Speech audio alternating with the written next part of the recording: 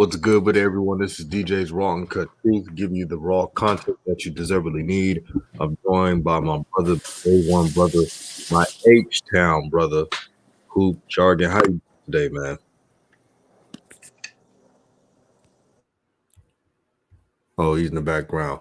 But today's video is about Jackson State. They were upsetted by Alabama State. Give Alabama State props.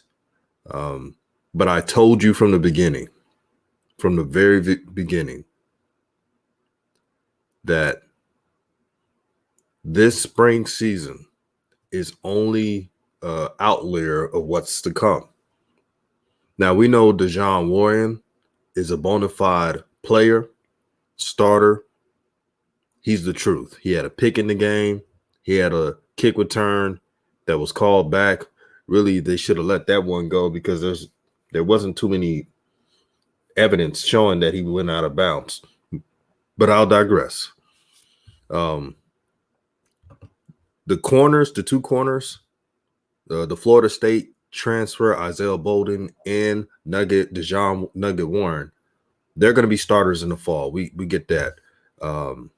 Aubrey Miller and Keontae Hampton will be starters as well. But everybody else, those positions will be filled up with transfers and the dynamic freshmen that will be coming in. I was disappointed in the D linemen. They underperformed. They allowed the Alabama State running back to just run rep shot over him. Now, I heard some good things about him. Ezra, number 20. They said he ran a 4.3. I see it. I mean, that brother could go. But me and Hoop Jargon made a video about Jackson State a while ago. And we talked about Jalen Jones. And we know that Jalen Jones is very athletic and very strong, but he's not accurate. I get it. The Jackson State team was missing 3 offensive line, but still, there were some throws that Jalen Jones had enough time to get. And an accurate quarterback can hit those spots. Shedeur Sanders definitely can hit that.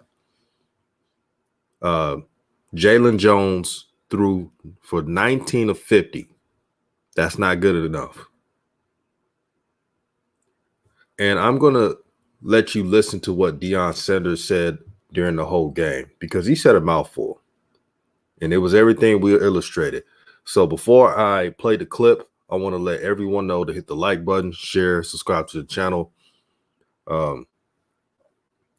JSU fans, do not panic. The fall season will arrive. You have the team that you always dreamed of. The D tackles, the transfers will be there. But this is what Deion Sanders said. Okay. Really proud of. I love me some HBCU football, man. That's some good stuff. That was a good game. I hate to be on the low end of it, but I love good football, and that was great football. It really was. And Deion, I guess this is the first time where you have to address your team after a loss. What was the conversation in the locker room like afterwards? Well, it is adversity. We want to see how we respond to adversity. We responded well. We really did. We just came up short. We came up short because we weren't smart and we weren't disciplined whatsoever. I would have never thought our defense would surrender the points they surrendered. They've been playing lights out, man. They played their butts off. And the offense joined in on the front and latter part of the game. But overall, we played good enough to win the game point-wise. But I cannot believe we gave up those couple explosions that we did later in the fourth quarter. Was there anything specifically on defense you saw that led to that explosion, or was it just like you said they weren't, disciplined? You're not smart and not disciplined. Not getting to the ball. Everyone has an assignment.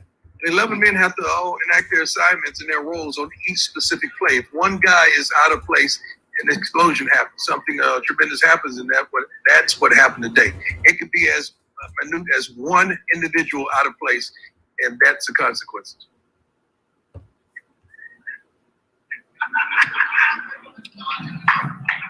Coach, offensively on that final drive, what did you really see? What was kind of your goal of getting down that field with a minute and a half.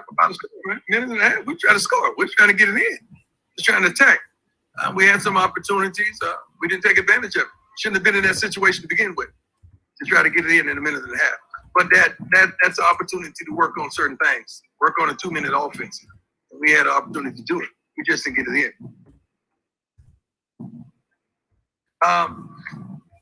Guys, the things we got to learn. The first thing that we want to be is smart. I tell you this every week, smart. And after we score, we dunking the goalpost.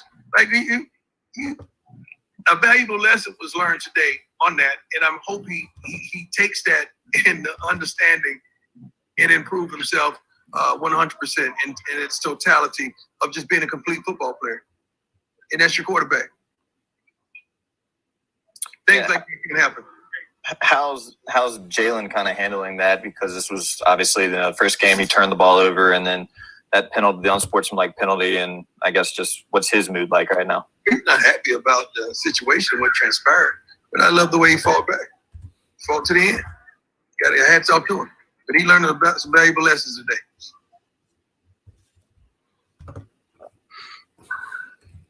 Coach, when you talk about adversity, Jalen had quite a bit of it in that first half. He was struggling a little bit, but he really turned it around in the second half. With his sir. Who you talking about? I'm sorry. Oh, Jalen. Oh, I said Jalen. Yes, sir. I'm sorry. But yes, sir, he really turned it around once you started putting the ball in his hands to run it a little more. What did you think about his ability to shake off the first half start and, get it done with his athleticism a little more? Yeah. We like it, but we don't love it. You're not going to win the big games running the football from your quarterback position. You're not going to do it. Sooner or later, they're going to stop that, and we're going to have to sit back there, read the defense, and make the proper reads and throw the football. We're going to have to do that. That's what we want. And he's growing and growing and growing, and we're happy. He's been sufficed this entire season. Just had a rough one today. Speaking of Jalen's performance tonight, how'd you, the offensive line's performance of protecting him? How did you feel about their ability to protect him? They did okay. I don't think they did great. I think they did okay. They blitzed us, I think during every first and second down, and we got to do a better job of reading and getting the ball out. We knew what they were doing defensively. It wasn't no secret. I think it wasn't no secret to everybody watching television. It wasn't no secret to anybody in the stands. We knew what they were going to do. Wasn't no disguises. We knew exactly what was coming. We just got to do better. Obviously, there's never a positive about a loss, but, how important is it, what this team could do coming off of it, what they learned from this game? Can you draw positives, not necessarily from the loss, but how they respond? Positives because of the loss. We were resilient. We fought to the end. Our special teams played wonderfully. We hit every extra point. We made some big plays on the return game with Nugget. It was some positives. Secondary, I feel like they played well. We just gave them some explosion plays in the running game defensively. And we just got to start. But positive, there were many positives from this game. I didn't mean to cut you off there, Coach. Sorry. But speaking of your defense, one thing that y'all have done really well so far this year was stop the run. And then we get to the fourth quarter, and Ezra was able to rip off a bunch of big runs in crucial moments. What was going on for your defense then? It'll be one guy, 1 or 2 guys is out of place, man. You got 10 guys doing what they're supposed to do, and one guy could be out of place, and that happens. We're going to fix it. I promise you that. One thing about our defensive staff, as well as the offensive staff, we have a great staff, man. And they are unbelievable. They did a fantastic job today. Some of the things that we called and we asked for just weren't executed by the players. That's it. I'm hearing the calls go in. I know what's supposed to happen. Sometimes it just don't happen. Coach, last week, sorry. Go ahead. I'm sorry. After this, I'll wrap it up. As far as your third down struggles that you've had so far this year, do you feel this was a big step towards getting over that? Because y'all scored them 15-0 in that third quarter. Yeah, third quarter, not third downs, but third quarter. I don't know if we're getting over it, but we attacked it. We really focused on it all weekend and all week out. The guys did a great job of responding to our third quarter woes, and we played some solid football. We just got to finish. The whole theme of the day was finish. We talked about as a child, you can't do anything until you finish your food, until you finish your homework, until you finish doing your chores. You got to finish. We just didn't finish today. Well, speaking about that third quarter last week in the post-game press conference, you knew that was going to be the number one thing you guys worked on in practice. Is there something this week that you that already sticks out to you? Everything sticks out. We got to improve in every aspect, especially smart and disciplined. We were not smart. We did not play smart, and we were not disciplined. Tough and fast, we did that. When you say that, are you specifically talking about the flags that were thrown late, or is there anything else that Not smart is just not about the flags and the penalties. That has a little bit to do with it, as well as discipline. But the calls that we called to execute. I mean, if you see what we're calling, you say, hey, man, darn it, how could you miss that? But we don't do that. We can't go in the film. We can't put the film on the scoreboard and show everybody who's wrong and who's right. We got to take it as a man. I ride with my coaches 100%. They did a phenomenal job. And the guys are growing, man. The guys are growing. They really are. One more question. Coach, can I ask just a couple? I just have two. Go ahead. The first one is, just how did you feel about Nugget with that first pick of the season, and then the return? And did you think he was in and out or out on that? I thought he was in, but I don't. My angle was bad. I was on the other side of the field. Of course, I'm going to think he's in. Nugget is a baller, man. Nugget fights to the end. He practices hard every day. He's very passionate as a player. He always wants the ball in his hand. He wants to compete.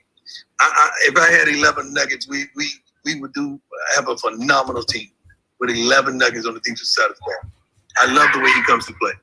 He's a phenomenal young man. And my last question, Coach. At the end of the game, Alabama State, they put a picture of you on draft day on the scoreboard. I don't know if you can see that right now, but just what is your reaction to that?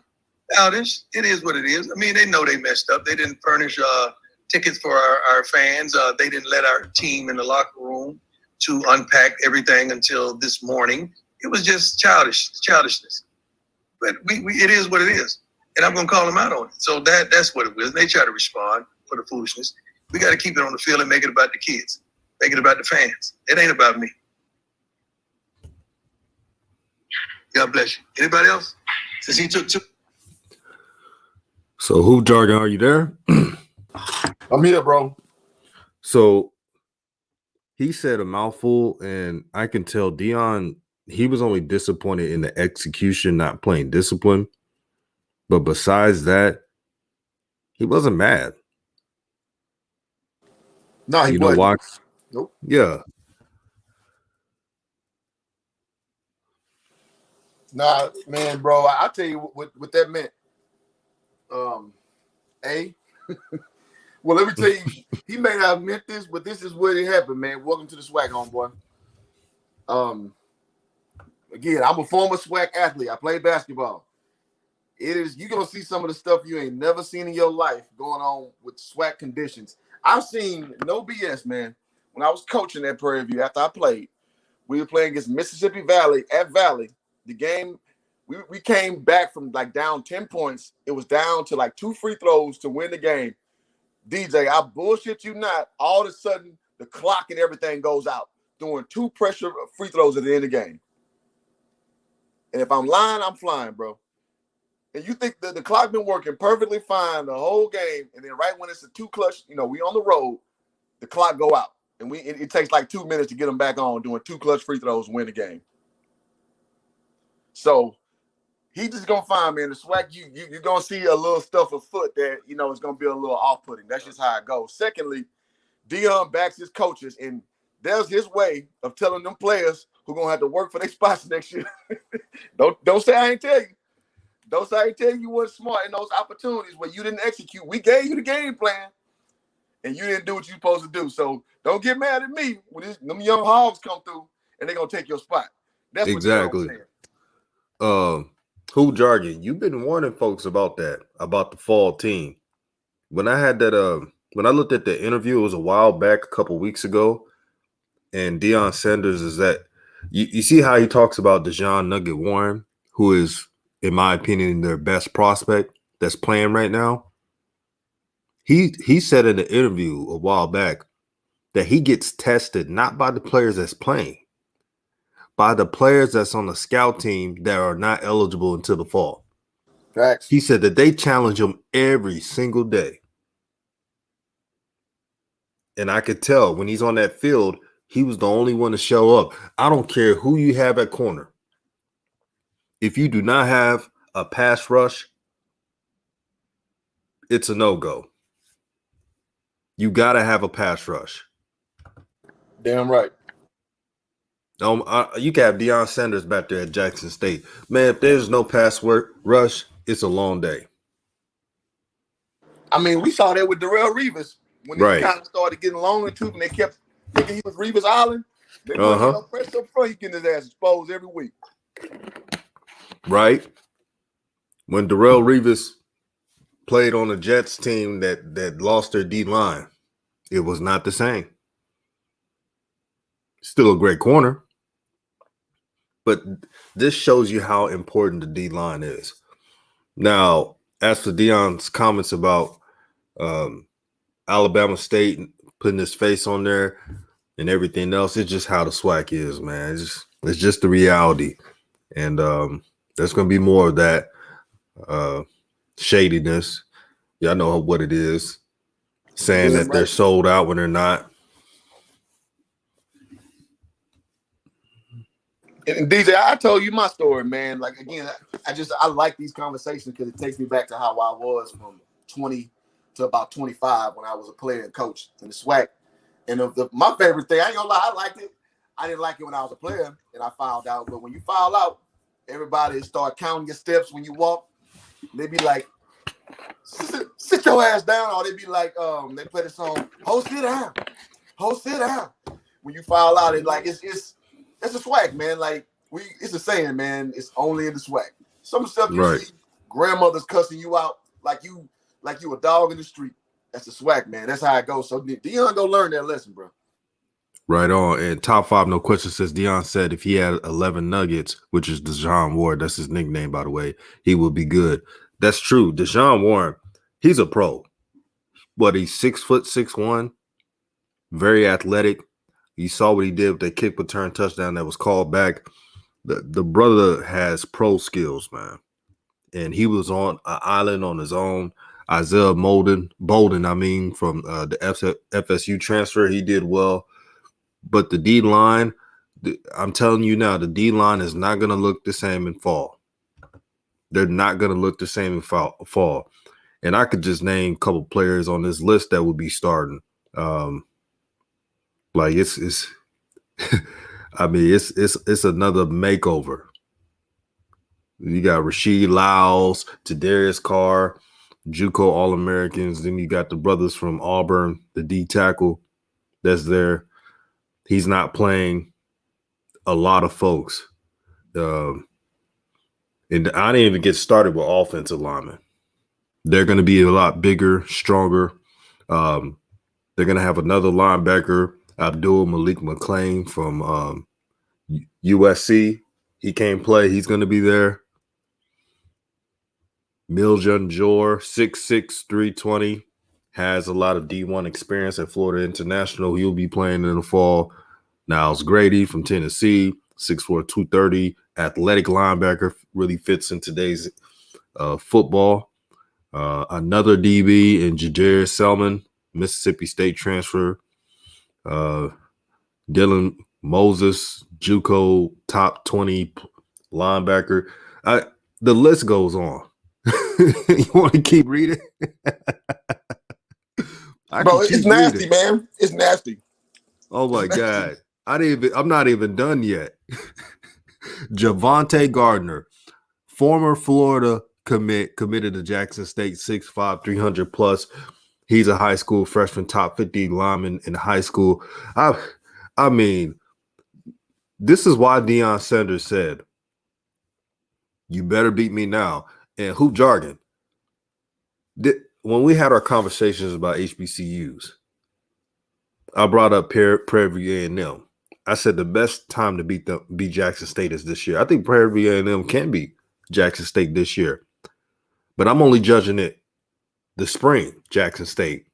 I know a lot of people don't want to hear this because y'all want to say it's not a spring league. It's full-time football. True, they want to win out. They want to win a SWAC and have a little trophy case, something at the trophy case. We all get that. But the reality is a lot of those players that's playing right now, they're trying out for positions. Let's keep it a buck now. They're trying out for positions.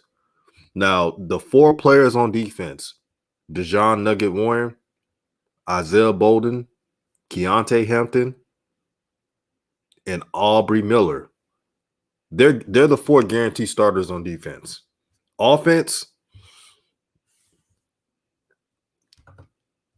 Dylan Baldwin, who has played really well, number 6. And Corey Reed, I think they'll be the starters, but I cannot pencil it in. And hoop jargon. Do you know that Jackson State will have even more explosive receivers coming in this fall? Trevante Rucker. But yeah, I was saying Trevante Rucker, 4-star.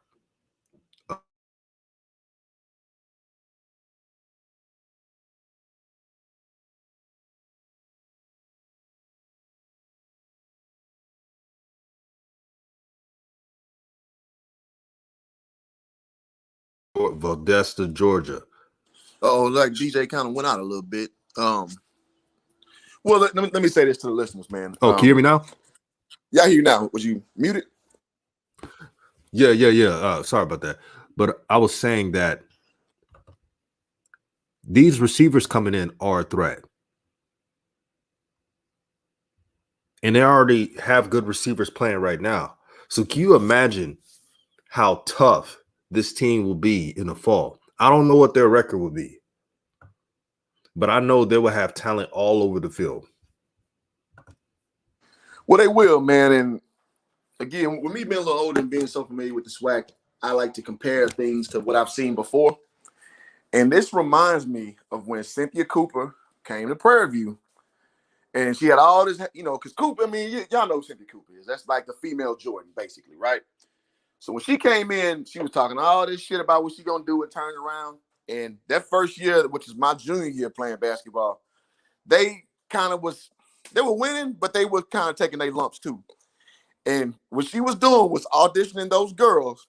Well, first off, she cut like 3/4 of the team of what Coach Atkins had. The late, great Bob Atkins, he actually played cornerback at Grambling. He played for the Houston Oilers as well, man. Bob passed last year, man. I believe he was 60-some-odd years old, but he was the head coach of the girls team. So he took a lot of girls in because they had half scholarships and all that kind of thing going. Coop came in and cut 3/4 of that team.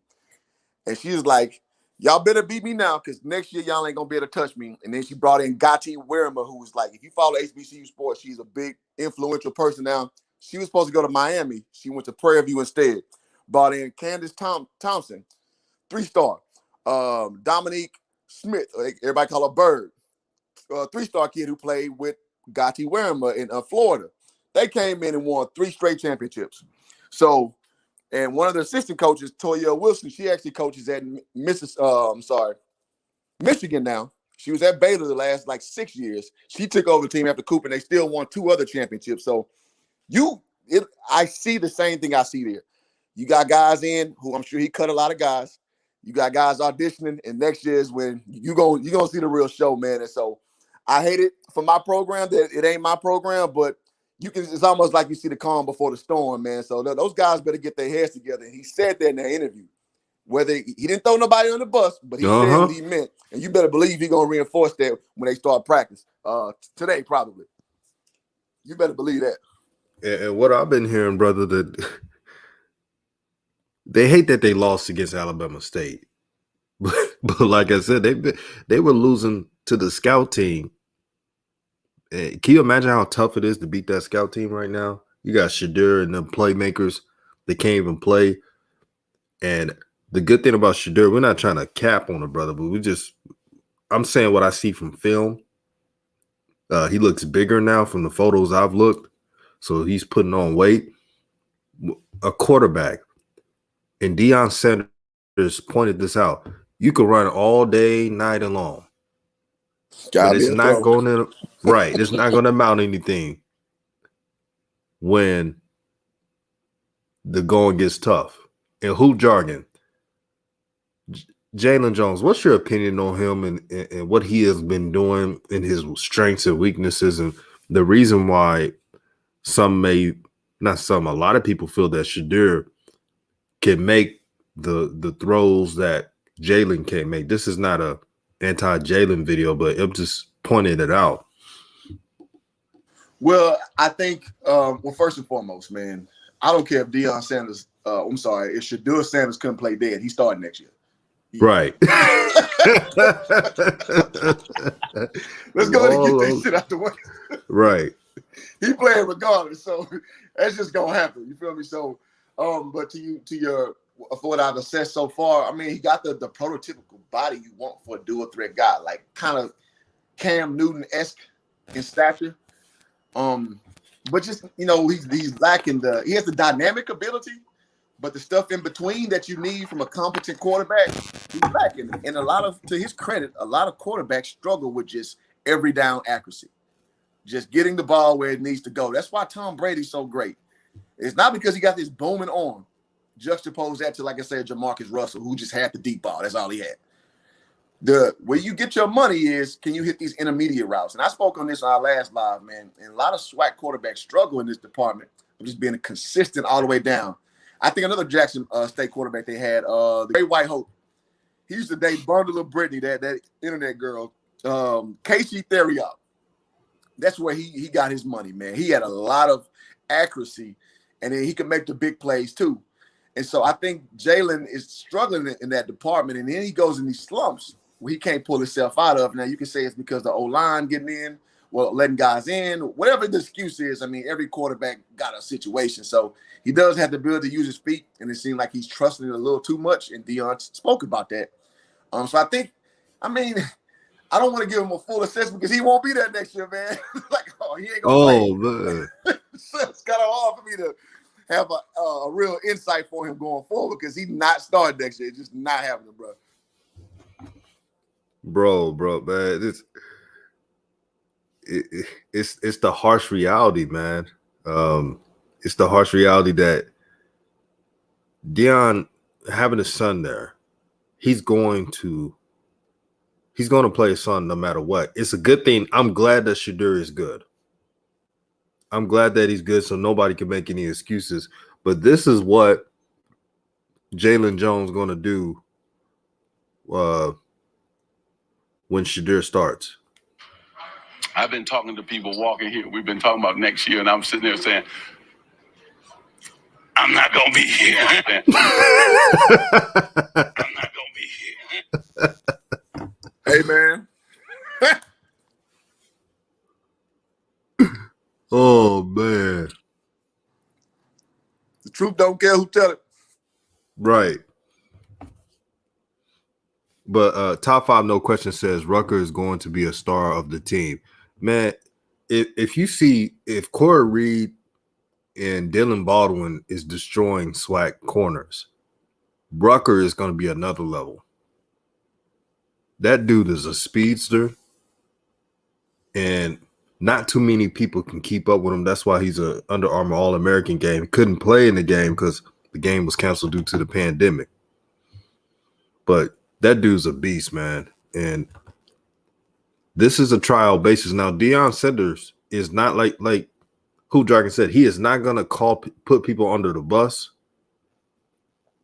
He is not going to say this position's on the line, but he did give a message. He's looking for smart, fast, disciplined players. And if you're not that, you won't be starting. Yeah, they may play a snap here and there, but they're not going to be starting. It's just the reality. Deshaun Warren, I said his name before, and I'll say it again. All he needs is his transfer homies. In the fall, he's really going to be shutting down. Now, he's doing a good job without a D-line, which is impressive. Can you imagine if he had a pass rush, just hitting these quarterbacks, making them do errant throws. The quarterback at Alabama State, he wasn't even touched that much. And Alabama State's O-line has 4 redshirt freshmen and 1 redshirt sophomore. So that tells you how young Alabama State is. And we got to give them credit. I know we've been talking about Jackson State, but credit to Alabama State for winning this game. You could tell they wanted it. But if I really was a coach at Alabama State and I see how close this game was without the reinforcements, I'm going to smile now. But I have to think, well, this team is this Jackson State team, it's not even going to look the same in the fall. You goddamn right. Watch. I'm telling y'all now so y'all don't be surprised. Y'all come out here and say, what happened to some of these players? They're on the bench now. Or transfer. They ain't go. You know how this Hoojar, you know how today is. If you were starting at one point and on the bench, you are leaving. Oh, yeah, and the transfer portal made it easier now. Which, you know what? Yeah. I'm not against that. Because here's what happens. I understand like a guy like Nick Saban who says, you know, guys who change from program to program, they aren't loyal, and I don't want to hear Alabama. I understand that. But I've also seen a lot of kids take their L, man, where they try to be loyal to a program and the coach keep on promising one thing and not doing the next, man. And I've seen it being a coach, watching it happen. So I'm not going to fault a kid for wanting to play, but there's a balance between it. You understand what I'm saying? Between knowing when you just quitting or when you just, you know, you're not getting the opportunity that you deserve and you want another one. So I think it's incumbent on each kid to find that balance. And I see the comment from Top 5 talking about y'all need to join the SWAC beef group on Facebook. You talking about roughing the SWAC? I've been in it for several years, bro. Yeah, it's nuts in there, man. It's nuts. they don't play around at all, bro. Yeah, that's real tough. Brother, your opinion, do you think, I have a feeling that most of the SWAC fans and opposing teams of Jackson State, I think they really don't like Jackson. When they lost, when Jackson State lost, there was some big shit talking. But credit to the Jackson State fans. I'm going to tell you why. They didn't make no excuses. They said I'm sure some did make excuses, but the ones I've seen did not make excuses. They was like, good game. You won this game. But they did let them know that enjoy it while you can. And that's the good thing about it, having a head coach with confidence. Deion Sanders has a lot of swagger, a lot of bravado, and he believes in his team. He believes in his coaches.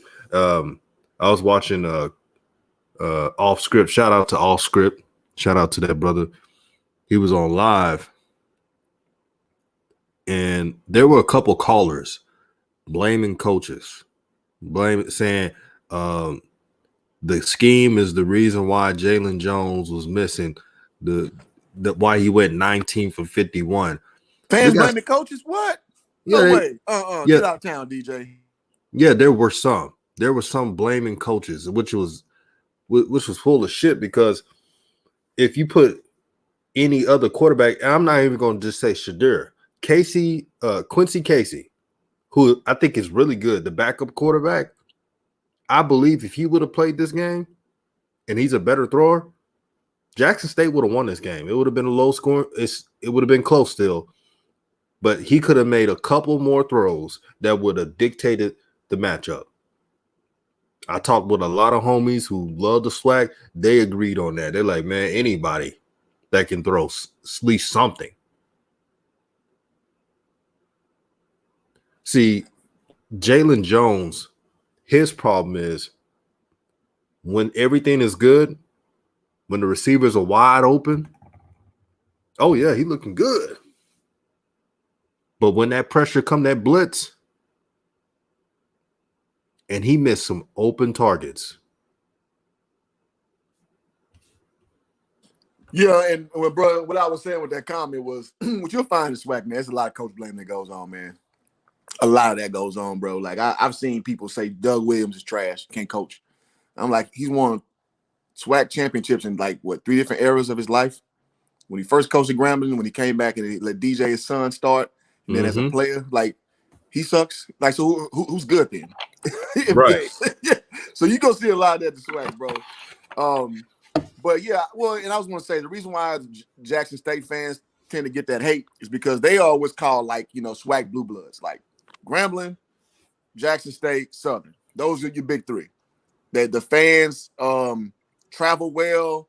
They get the most attention, man. And so when you beat them, people let you know. You know what I mean? And so even if Deion wasn't there, now they've been down for the last 3-4 years. But usually it's one of them brag games when you beat one of the blue bloods. So a little bit of that's mixed in with the current status of the team because they do talk a lot of shit. They think their band is the best. That's just how it go, man. So it's a little bit of that player Haitian in the mix too. And I'm grown up. I ain't go to Jackson State. I'll admit it. I used to be that way too towards Jackson, Grambling, and Southern fans. But I just I'm comfortable in my own Prairie View fandom now. I don't worry about that shit no more. But that is a real thing, bro. No, he ain't lying about it. In top 5, no questions. He says, "Yeah, I don't understand why Prime didn't make the switch at halftime, bruh.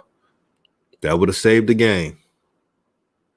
That literally would have saved the game because you can't just run on a team all day. It's eventually going to stop. All that scrambling, all that. It's eventually not going to work at some point. And Quincy Casey, I'm just saying what I've seen on the limited snaps that he's played. If you look at his throwing percentage, his QBR, he's been on the money. Quincy Casey is a winner. I believe he won state. And when he was in high school, he just always been a winner. He's always been a good thrower. And them being too loyal to Jalen Jones is what cost them. Usually when quarterbacks throw that bad, I'm talking about all through college football, NFL, not NFL as much, but college football, a quarterback is getting pulled. Yes and no. Because here's the thing: if you take the guy out that early, then it's a whole other dynamic that comes on your ball team, man. So you better be sure that's your guy. Because if you go out there messing up too, now you got a chaotic quarterback situation. So if I know Deion's mental makeup, like I seem to observe, you want to put confidence in your guy. If you believe he's your guy, he saw him play more than we have behind the scenes. So he believes Jalen is his guy. So he's gonna let him go through the fire rather than just try to just win the game. I think he wants to build him as a quarterback is his biggest picture. The fact that he didn't pull him. So I think we got to keep all that stuff in mind too, man. And so, but to your point, I mean, this is as we talked about in my video I did last week. I didn't think this was a game they would drop. I thought A&M would be a game we'd look for. Me too. So yeah, that's very interesting, man. Yeah, speaking of Prairie View, shout out to Prairie View A&M. Prairie View A&M, they have a good chance, I believe, to win a SWAC. Their defense is lights out. Brothers are doing well over there. They got a shutdown corner on that team. Yes, sir. I didn't think that Jackson State was going to lose this game. I thought Prairie View A&M, Alabama A&M, those were the 2 teams that I thought Jackson State would lose in the spring. But I didn't see that coming. They gotta fix it, man, because they got Southern next in 2 weeks.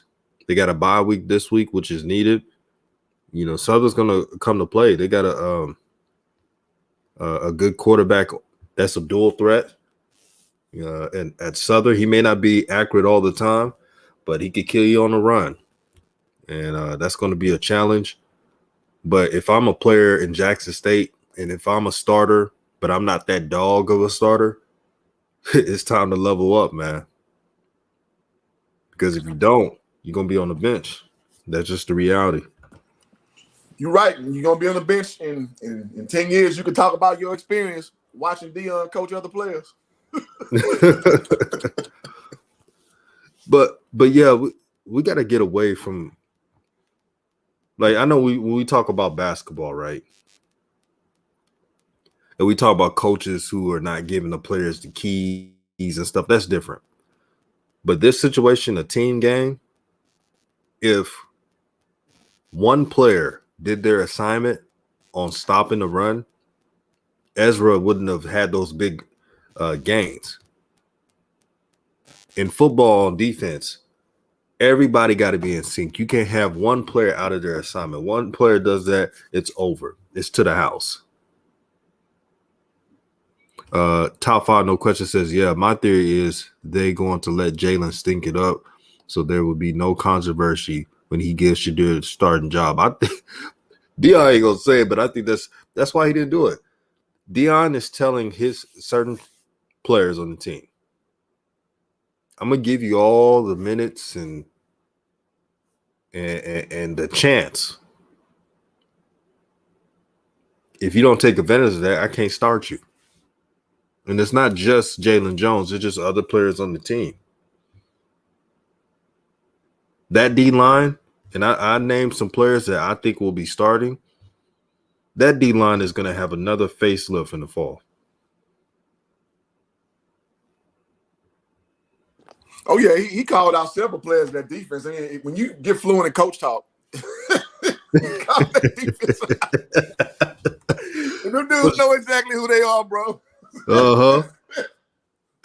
Ain't nothing like coach talk, boy. It's so passive aggressive and it pisses you off because you know exactly who they talking about. But they can't. Well, they can say if they want to, but you know it's kind of seen as bad form to call actual players out at that level. So yeah, they know. Mm-hmm. Like as a DB, I would hate to play on a team where my D line is not getting no pressure. The quarterback had Tom Brady time out there. Like he was out there holding the ball so long, reading, bam, hit the receiver because they finally get open because there's no pass rush. That's got to be fixed. Royal Perspective says, thank you guys for covering our dear HBCUs. Man, we love the HBCUs. We support not just Jackson State, but all the other ones. Now, absolutely, I'm biased, even though I'll talk about Deion Sanders and Jackson State. I'm from Houston. I always want Prairie View, A&M, Texas Southern, those schools to do well. I'm sorry, I'm biased. But it's all love, though. I'm telling you right now, Prairie View A&M, they could win the SWAC this spring. I would not be surprised at all. No, agreed, man. And it's a lot of people are kind of like, well, I guess people know now, like we're not really a secret anymore. But like, I want to say our tide turned like around 2007 when we stopped being the stinker of the SWAC and we started getting consistent guys. And like Kadero Hodge right now, for example, plays for the Cleveland Browns, straight out of Prairie View. And he wasn't like a guy who transferred in from a big school that we got. Like that's a product that we had. You know what I mean? Ingrown product. So yeah, man, we only got better. We got Coach, Dooley, who, he came from Grambling. A lot of people kind of got their opinions about him. But he a dude don't take no shit, man. And we don't have those type of personalities at Prairie View, man. And he instills that into the program. So I love it personally. I love it. So yeah, man, you gotta look out for us in the future, man. And yeah, like we love covering HBCU sports, man, because we think it doesn't get enough credit, man. Because a lot of people just look for the end result, and they just don't really understand that these guys like Michael Strahan, like Walter Payton, like Jerry Rice, like Aeneas Williams, they were in this same fray. Like they didn't just come out these studs from day one. Like they played in this league. So there's a lot of talent, man. It's a lot of talent. So I love having a platform to talk about this because it's something I really, really love talking about. That's an interesting theory from Darren Jennings, Jalen Jones to be a receiver. Now, I never considered that, but that's a very good theory, bro. I didn't even think about that. I think that'd be great for him. He's got the build. He's got the athleticism. He's a hell yeah. He's an athletic freak. He's an athletic freak. If he was at receiver, man, I wouldn't be surprised if Jalen Jones would be in the NFL if he was a receiver. Bro, it wouldn't be the first time. Like, if y'all remember, Texas Tech had a guy named Robert Johnson. Mm-hmm. He was quarterback at first, then he moved into receiver, and then one of the quarterbacks got hurt, and they moved him back to receiver. I'm a quarterback. It ain't unprecedented. and he was a burner too. He was fast as hell. And I think he went to the NFL for a little while, so it's not unprecedented to see something like that. That's a great call out. Man, if I'm the coaching staff this summer, right, I would have a heart-to-heart conversation with Jalen Jones. Like, I would keep it real with him. He had that already, DJ. I guarantee you. You think he had that already? Oh, yeah. Hell yeah. Oh. You know, bro, I want to say this. I'm sorry to cut you off. A lot of these players will go to the media and say anything. A lot of these coaches keep it real with their people, man. The kids at 21, 22, you ain't trying to hear that shit. A lot of the kids know what's going on. They really do now. Oh, man. They just be in denial now. So I want to say that before you go, bro. No, I'm glad you said that, man. Man, dang. Let me say this. When I was in Prairie View, my senior year, we had a head coach. Our assistant coach became our head coach. And that motherfucker told me, he's like, Cliff, you being lazy during off season, I'm not playing you. And I'm the second leading scorer, first leading rebounder coming back. I'm like, yeah, right. And DJ, no lie, first like 6 games, 7, we played against Florida, Texas A&M, Ball State, blah, blah, blah. He did not play me. I was just like, oh, you for real? Like, damn, you gonna not play me for real? So by the time the SWAC came around, I was back starting and playing the whole game. But he meant what he said, and he said it to me. So I was acting like I was mad, but he told me. So I've seen guys get told similar. They just like, nah, whatever. So don't think that it ain't been said to him. Yeah, that's a good point, man. Godson, I think he meant Jalen Jones. Said Jalen Jones' inaccuracy lost the game. I know a lot of people are going to say the defense at the fourth quarter giving up the runs. The defense was on the field too long. I don't know if anybody noticed that, but they got tired out. Remember, they stopped the run in the first half, meaning Jackson State. In the second half, when Jalen Jones couldn't do the simplest passes, but he missed a ton of throws. And let's not make excuses about the offensive lineman. There were people open where even though the pressure is there, this is how you know you're a great quarterback. You know the pressure is coming. Finding an option. It may not be the perfect ball in pressure, but it's good enough. That's the problem. And Darren Jennings says Pine Bluff is the truth. Yeah. Shout out to Arkansas Pine Bluff, and I apologize if I didn't mention them. But yeah, they can't sleep on them either. The SWAC has improved. And the good thing about Deion Sanders, what he's done, he has really put the pressure on these coaches to try to go out, think outside the box. See, back then they'll be like, why I got to offer this player? This 4-star or 3-star is not going to commit to me. But the new climate of today's young players are different. You never know. If you can just preach about making history and leveling the playing field and changing the game forever, you never know. A player may take on to that and say, hey, I don't have to go to Florida, Alabama, Ohio State, Texas, you name it. I could just go to Prairie View A&M. I could go to Arkansas Pine Bluff. I could go to Texas Southern,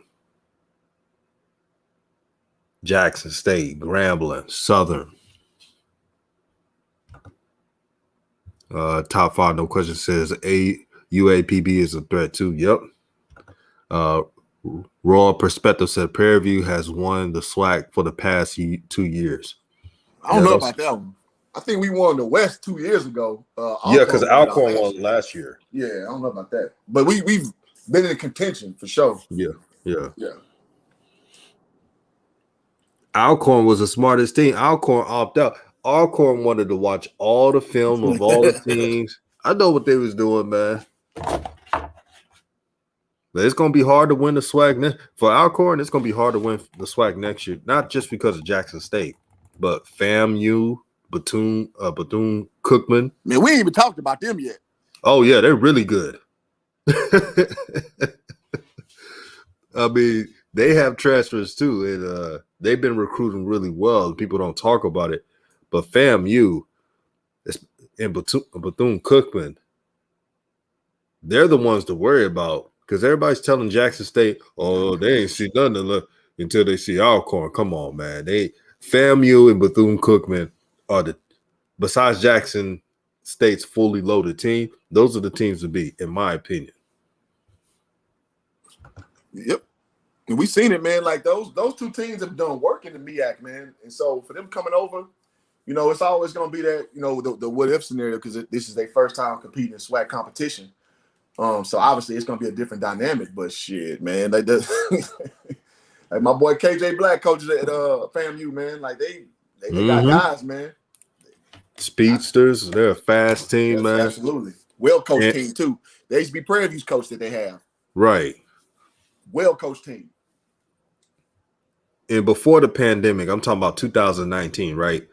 I've seen Bethune-Cookman and FAMU play against FBS teams, and even though they lose, they keep it competitive enough. They still lose, but they show their talent. They're hard to just blow out by a good FBS team. That's when I knew. I said these teams in the SWAC, they're going to cause some problems. Well, I seen them beating the hell out of damn SWAC teams too, though. Shit. Yeah, that's a consistent problem we've been having going against MEAC, and Bethune-Cookman been one of the ones dusting our ass. So, right, man, I'm ready to see it. Royal Perspective says Alabama State man up, blitz Jones couldn't handle it. It will be the blueprint for the rest of the season. Yep, play man. And here's the crazy part: they're just playing man and blitzing. And Jones couldn't find the open man. That's when you know you're inaccurate. It's not a zone blitz with these mixed coverages. It's a man blitz. So someone is open. The whole game, I was like, oh my God, he is missing wide open receivers in the callers. And shout out to Off Script, man. He does a good thing with his channel. When the callers were blaming the coaches, there were a lot of fans of Jalen Jones, of course. I was like, come on, guys. You put Shedeur in that. You put Shedeur in that game, and you talking about they're blitzing and only playing man. He's not going to throw for 19 or 51. I tell you that. That's like Tim Tebow numbers right there. Right. Oh, boy. That's like Tim Tebow when they figure out Tim Tebow. Exactly. They take away Percy Harvin and the number one receiver. They don't care nothing about the number two receiver. They don't care if he get 100 yards. They do that. That's when he lost games at Florida. And then let's go NFL where he's having single digit completion games. Yeah, with the Broncos. That's when I knew Tim Tebow would not be a good pro. It was before the NFL. It was the LSU game, his sophomore year. That was the year LSU went to the championship. LSU went on a full-out blitz, had a spy, and played man the whole game. They didn't do anything special. That's when I knew. I said, "Oh boy, he can't throw for shit." Yeah, he couldn't throw for shit, man. Tim Tebow couldn't throw for shit. That's when I knew. Man, Tim Tebow throw the ball like Uncle Rico on Napoleon Dynamite, man. Oh Lord. Golly. Gonson said his pre-snap reads were horrible. They blitzed him and he couldn't find the hot read. Shedeur Sanders makes all the throws looking at his tape. Yep. I don't care if my quarterback, if I'm a coach, my quarterback doesn't have to run a 4-3, 4-4, 4-5. I don't care. If he could run good enough, facts, throw on a run mainly. If he could just throw on a run, I'm cool with that. You got Sean's talking about, well, Jalen Jones can run a 4-4. Shedeur can't. That's not that doesn't matter. Can he throw? Can he do a pre-snap read? That's all that matters. And I would just ask these two questions. When the last time a quarterback that run a 4-4 won a national championship? When the last time a quarterback run a 4-4 won a Super Bowl? I'll wait. Oh. Mm-hmm. Tua Tagovailoa never run a 4-4, won a national championship. Nope. Mac Jones, I'm sure he ran like a 4-9. He's not a runner. Burrow ain't run no 4-4. Right. Cardell Jones from Ohio State, 6'5", 250 quarterback, ran a 4.8. He wasn't fast. Did Cam Newton even run a 4.4? No, Cam Newton ran a 4.6. Yeah, it's like these dudes are not burners like that. Right, he ran a 4.65 at the combine. And even though Cam Newton wasn't always accurate, Cam Newton had a cannon for arm. That's how you build a Cam Newton team. You get big receivers, big tight ends. Look at the Patriots. That's what they did. They got Jonnu Smith, and the tight end from the Chargers. Big tight ends that fit with Cam Newton. But this quarterback here, I mean, yeah, he run a 4.4 allegedly, but that's not going to win you games. It's not going to win you championships. I'll take the pocket passer any day. Darren Jennings says Alabama State has a very young team and the quarterback's going to be a problem. The freshman cornerback 27 is legit. Yeah, he did his thing. Yeah, they're young. And that's what I mentioned. The offensive line of Alabama State has 4 redshirt freshmen that started and 1 redshirt sophomore. They're a young team and they're going to be back. But a lot of good teams are going to improve, like FAMU. FAMU is going to be good. Bethune-Cookman. Prairie View A&M, Texas. I mean, hopefully Texas Southern, but Southern Jaguars. They're going to be good as well. Toe up lately. Who, Southern? Right now. Texas Southern? Yeah, Texas Southern ain't shit. Yeah, right I know now. they are. I said that's why I said hopefully. Yeah, they were good about 3 years ago, man. They terrible now. Yeah, man. Let me see. Top 5 says, I'm interested to see the coverage from the media will be in the fall. We need our YouTube platforms to keep talking about the SWAC because we may not get love for ESPN. Well, ESPN, they're bought and paid for. They only want to talk about stuff that's when they're on a high. But we're at New Media. We'll talk about it when the team is doing well or a team is doing bad. We're going to give you all the truth. And that's all that matters. But ESPN, they only talk about stuff that are clickbait. That's just their old MO. And all we ask y'all is just share the content, man. Like that helps us a lot, man. All you're doing is sharing the link. It helps, man. And for those who are in the chat, make sure you subscribe to Hoop Jargon. He talks about HBCUs as well. Basketball, football, you name it. Warm Take Walter. The brother has an amazing channel. Yeah, you know what it is, man. You see this comment right here? Darren Jennings says Trevor Lawrence can run enough. Yeah, he could run, but he's not a 4.4 guy. He's a quicker than fast quarterback. So he's elusive. Like if you play NCAA, right, and you make your quarterback, you put the speed at 90, but you put his elusiveness at 99, that's like a 4.5, 4.6 type of guy that can break stride.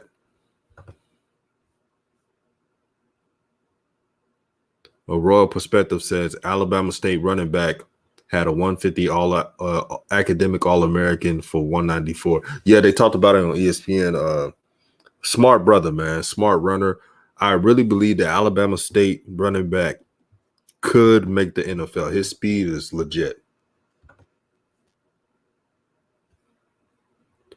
Joe Eagle says Jackson State need an O-line with Shedeur and the offense will be set. Oh, the reinforcements are coming. Oh, it's coming, homeboy. Man, Deion Sanders, he made sure his son gets some offensive line help. Oh, they coming. Enjoy it now. The opposing teams, enjoy it now. That's all I got to say. Don't be surprised you see some big-ass 320-pound 6'6" linemen that you didn't see in the spring. That's facts, man. That's going to be a hell of a show watching them just line up on the field next year, bro. It's going to be a hell of a show, man. Hoop, I don't know who I don't know what record Jackson State will have in the fall, but all I can say that they will look like a D1 team. That's all I can say. I don't know what their record's going to be, but they're going to look like a D1 team from a physical perspective. Size, weight, and speed. Yep. they got all the parts. They got the size. I mean, we kind of like, I thought I'm gonna be the damn horse here. I mean, you're getting guys that you're not gonna get at this level. You know what I mean? And they're all clustered up, so they're gonna be crewed up looking like the Warriors, man. With KD joining, man, it's gonna be tough, bro. It's gonna be real tough. Darren Jennings says, "What are the ratings of the JC games at ESPN?" They've been very good because the ESPN games, besides the Mississippi Valley State game, of course, have been close games. Grambling was a close game, and that stop and fumble that Jackson State did, the ratings went up. That's how they went to ESPN2. The viewership has gone up. Even when they lost, the viewers go up. ESPN was talking about how Jackson State was upset for a lengthy time, and that had views. So as long as Deion's coaching that team, they're going to get views. Royal Perspective said Deion's oldest son was making noise at South Carolina. He will be a problem. I didn't even talk about him. Shiloh Sanders. Oh, my God. This team's going to be loaded. I didn't even talk about him, Hoop Jargon. Shiloh played key snaps for South Carolina this past fall in the SEC. He is really, really good. Nasty. Yeah, he's nasty. Oh, my God. So next year, the DBs are going to be Deshaun Nugget Warren. You know, he's a shutdown corner. The brother from Isaiah Bolden, the 6'2 corner. Shiloh Sanders, he's a corner. The corner from Selman, the corner from Mississippi State. Oh my God! Good luck with throwing with that against that team. Yeah, we're gonna start calling them Nasty State, man. It's just gonna be nasty, bro. All year long. If nasty I'm State University, bro, if I'm Jackson State, I'm playing 4 down linemen, and I'm playing a 4-2-5, so I can have more DBs. Yeah, because you want to get that talent out there, and they're just gonna pick. Well, they're just gonna read the shit out of what's going on. It's gonna be a goddamn deflection or interception fest back there. That's for damn sure. You get them, like you say, get those big ones up front, move that damn old line, and make bad decisions. They just gonna be like, what's that, pitch and catch, man, back there. Right. Bro, I saw a highlight video of a Jackson State practice on one of their sites or something like that. It was like a couple of weeks ago, right? I think it was before the season. Shiloh wore 37 for practice, but I think in the season he's going to wear 21. You've seen Corey Reed and Dylan Baldwin just destroy corners all season long in the SWAC. They showed a quick clip of him going against them. This dude was a technician. I'm talking about Shiloh Sanders against those dogs. So you put him playing for the Jackson State team opposite of Deshaun Nugget Warren, it's going to be lockdown city. Sound like iron sharpening iron, man. Uh-huh. Top 5 No Question says, yep, they just bumped the A&M game at ESPN2. I knew that was going to happen. Good. Exposure. And that's why I'm happy about the exposure, man. There's a lot of talented kids on HBCUs, but you got to play with you got to have a purpose. And players play better when they're showcased.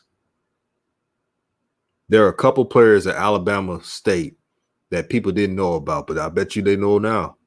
And I bet you, like the big ass defensive tackle that Alabama State had, he's 6'4", 6'5", 360 pounds.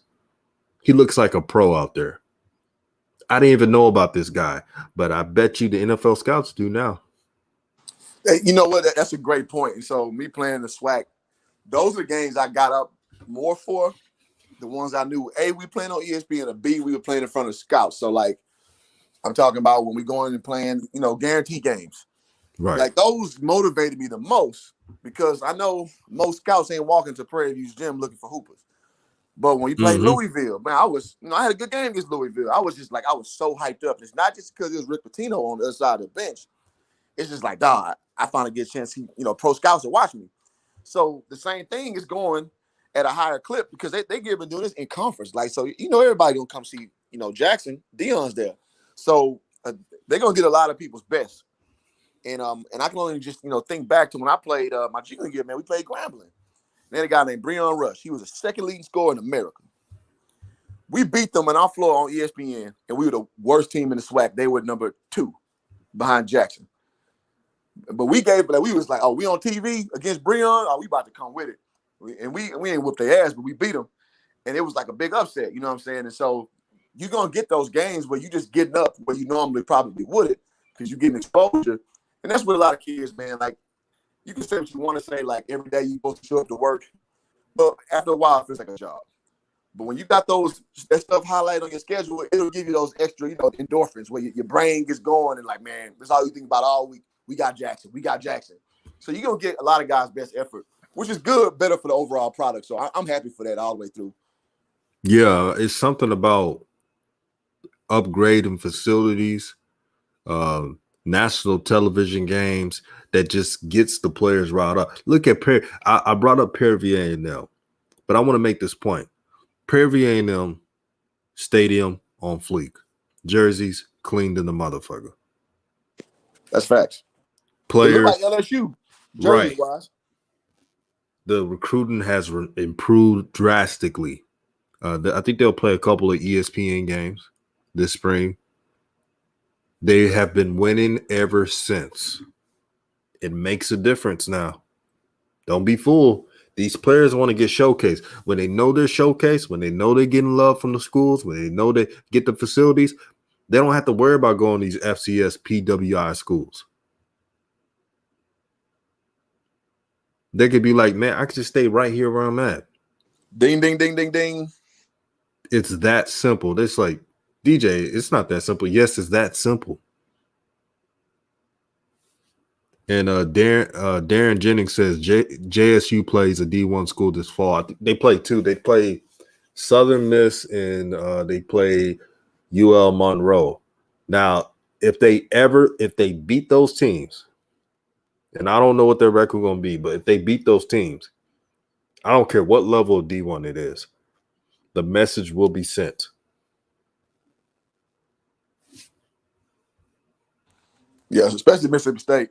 Oh yeah, shit. But that's some narrative changing stuff right there, man. That is like, okay, it ain't no Tilly Winks going down in Jackson State, Mississippi, and you're gonna see a whole bunch more coverage. You beat a Power 5 school, like, and I don't care if it's not the best one in the Power 5. right? Come on, man. That's crazy.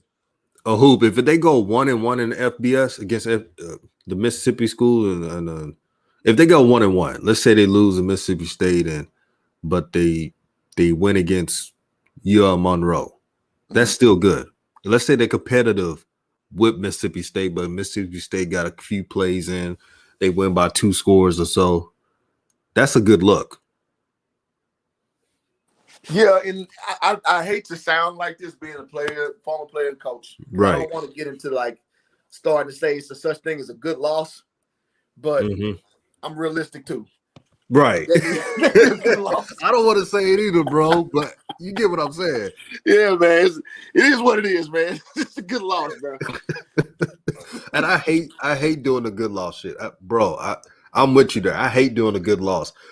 But with this, what they're trying to build, I'll be like, if they lose to Mississippi State and Mississippi State does an air raid. Oh, Top 5 No Question says we don't play USM this year. We play Delta State. They a good D2 though. Oh, that's next year. Okay, they play ULM Monroe this year. So that is one D1 team they're playing. Well, to his point, Delta State is a good program, and in some people's eyes, it's a better program than a SWAC program. In some people's eyes, so It's still a good. Now, if I was a player, I would be like, man, we're gonna beat the shit out of them. But to the pundits that don't really cover the SWAC like that, and Delta State does well, it's still a good win beating them, which they should. So yeah, no, that's a great point, man. Oh, look at this. Gonson says great analysis of Shiloh. He was a big hitter.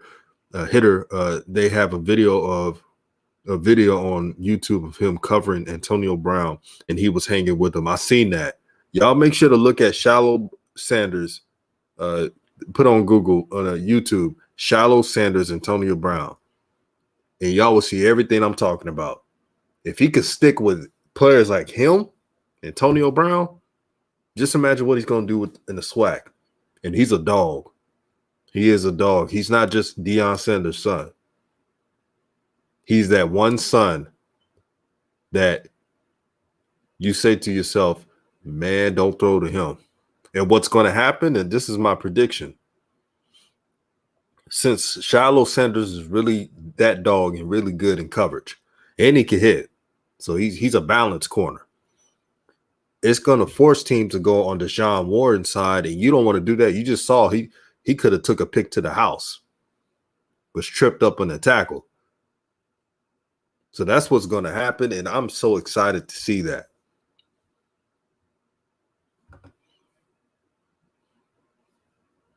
Let me see. Royal Perspective said, yes, Shiloh led South Carolina in tackles a few games. Yes, he did. What he say about the brother said Delta State don't have a fan base. They want to play black schools in order to draw black fans. There's no real point in playing Delta State. Well, let me tell you this. Most 1AA or FCS FBS schools, no, FCS, I'm sorry. Whatever you want to call it, they struggle with fanship. If you look at the fanship, SWAC kills everybody. And we're talking about compared against the North Dakotas of the world, the Monmounts, the teams that are always in that Sam Houston State, the teams that are always in that tournament. So that's kind of across the board for non-Power 5 football programs, especially the ones, again, in the FCS division. So that's kind of, par for the course, you know what I mean, in that respect. So I don't really see there being a cogent point because a lot of teams at that level, the D1 level, who are not Power 5, struggle with attendance. Yeah, good point, my brother. A Royal Perspective says Shiloh has about 16 tackles in one game. Yeah, that's a dog right there. Joe Eagle says Delta State literally pestered Deion until he accepted. Well, they're on the schedule. They got what they wanted. And out of all, Delta State should have scheduled. They should have been like Edward Waters. And I just got an update. Loyola Chicago just beat Illinois, number 1 seed Illinois. Damn. They did it again. Remember, they did this in 2019. But there's a lot of upsets this year. Man, Texas going down was a big one. I ain't see that shit coming from Abilene Christian. I feel bad for Shaka Smart, man, because he was dealing with the boosters hating on him and other stuff, man. It's just, I hate that it happened to him. But a lot of these veteran players, man, they have seen it all, man. And they take full advantage. One of my members brought up today that what's happening is small balls killing some of these bigger teams because usually you get to play them early in preseason, so you've seen it already. But since everybody pretty much play conference play only, you're going against traditional schools the whole time. And so when you're going against these, like you say, the veteran guys and they're a little smaller, you ain't been really working on guarding them undersized posts and stuff like that. And so that's what you're seeing right now. A lot of teams getting messed up when normally that's why you schedule the smaller schools so you can get that look just in case you meet them in the tournament later. So that's a crazy dichotomy that's going on right now. Oh, yeah. That's why in AAU basketball, I believe that they got to teach some of these players how to run a half-court offense, how to control pace. You can't just do transition offense. Because there's going to be a team to shut that stuff down and slow down a pace. Yep. Now, it's teams who can handle the ball from the 1 to 4 to 1 to 5 position. They're going to do that dribble handoff, and they're going to mess up on them switches. And that's what some team did today. I forget. Damn, I was looking at it earlier. Man, that stuff is hard to guard if you don't work on it. Me, I was undersized big, man. The hardest thing is somebody who's my same height. I'm about 6'7". A 6'7", 6'8" that can handle it. That is very hard to guard, man, on that level. Right. It is, man.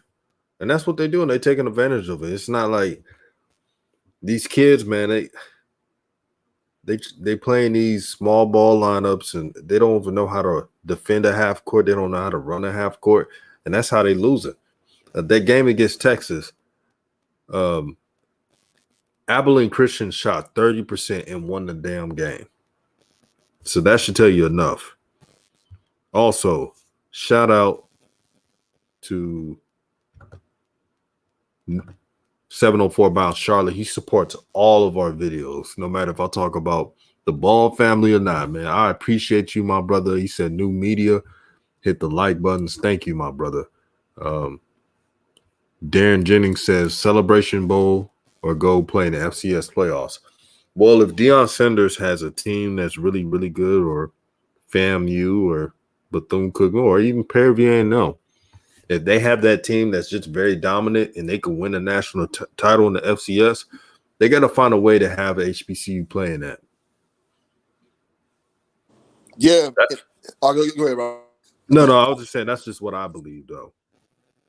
Well, yeah, because, I mean, the trade-off is you want the money grab or you want the recognition. Because, again, like I was saying about Delta State, a lot of these teams don't draw well. So if you're playing in this tournament, you're not getting money off the gate because they don't draw well. But you want the notoriety of winning the championship.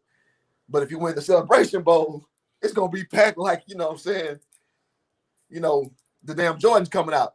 So it's just about what you want as a program. And if I know Ashley Robinson like I think I know him, he probably pushed to win the FCS championship.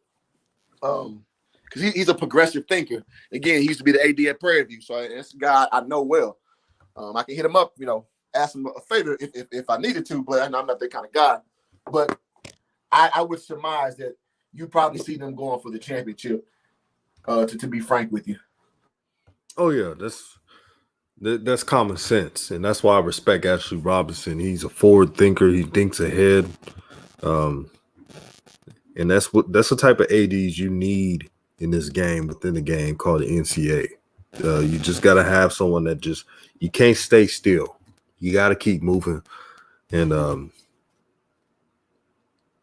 but before I go, man, I want to say, brother Hoot Jargon, thank you for joining me on this show. This was fun. This was a fun show, and I want to let all Jackson State fans to realize, relax, no need to panic. Reinforcements is on the way. They're on the way. Trust me, you'll like what you see in the fall. Facts. And all the other HBCU teams, get them this year, especially Prairie View A&M. So my boy Hoot Jargon could gloat for that one time. Hey, man, you know, I'm going to like it, but I'm going to watch my mouth. Right. He said he ain't going to talk too much. I said, let me talk to – because Hoop Jargon, if Prairie View A&M beats Jackson State, you going to say a little thing, but you know, like, I'll take this victory now. Oh, yeah, I'm going to hop on Facebook and type a few words in now. I'm going to do that. Right. On YouTube, I'm gonna slow my roll on YouTube. Right. Let me read this last question. Top 5 no question says, we played FAMU Miami Dolphins Stadium. These kids at JSU's getting the exposure most FCS don't get. Yeah, that game would be lit, man. I would love to go to that game. I gotta look at the date. I may fly up in that game, bro. And may just support the brothers out there, because here at New Media, we're about it, man. We support HBCUs. We support Black businesses. We're about it. We're about action. We're not about talking. That's what we do. And Hoop Jargon, would you ever fly down there to go to that game? Because I may just do that. Hell yeah!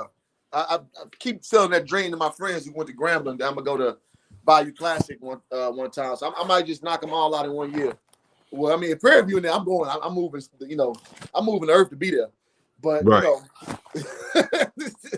if my team ain't playing, I gotta, dot a few I's, cross a few T's before I commit. But yeah, man, I'm down, bro. Absolutely, man. Great show, brother. Make sure you all subscribe to Hoop Jargon. Go on the search box. It's real easy to do. Hoop Jargon, not Hoops Jargon. Yeah, well, you used to be tearing my shit up back in the day. Oh man, I used to call you Hoops Jargon. I don't know why I kept doing that. I just like subscribe to Hoops Jargon. You tell me Hoop Jargon. Now, you know what's funny though? When I first created this shit 10 years ago, I used to always misspell it myself. So I mean, I can't get on you too much. I was misspelling my own creation. So Right. it is what it is. Unstoppable 25 says, I don't think the refs should have called that touchdown back. I don't think so, too, because it was inconclusive evidence. But it's the SWAC refs. I mean, I love the SWAC. I love HBCUs, but the SWAC refs. We can make a show just talking about that. Oh, SWAC yeah. refs. They got to clean that up. No matter if you're a fan of Alabama State, Jackson State, the refs on all cylinders was terrible. But that's all I'm about to say. Hoop Jargon, man. Hope you have a good day, brother. Like, share, subscribe to the channel. Yes, sir. Share with your fan groups, Facebook groups. Get the content out there. Peace and blessings to everybody. Hey, support us, man. We're gonna keep covering. I'm telling you, man. I love doing this. I'd rather talk about this than any other school, HBCUs, man. Y'all support it. It makes it easier. And then everybody will know, get that same passion that y'all have about it, that we have about it. And then that culture grows that way. So always remember that, man. Already, man. Peace out.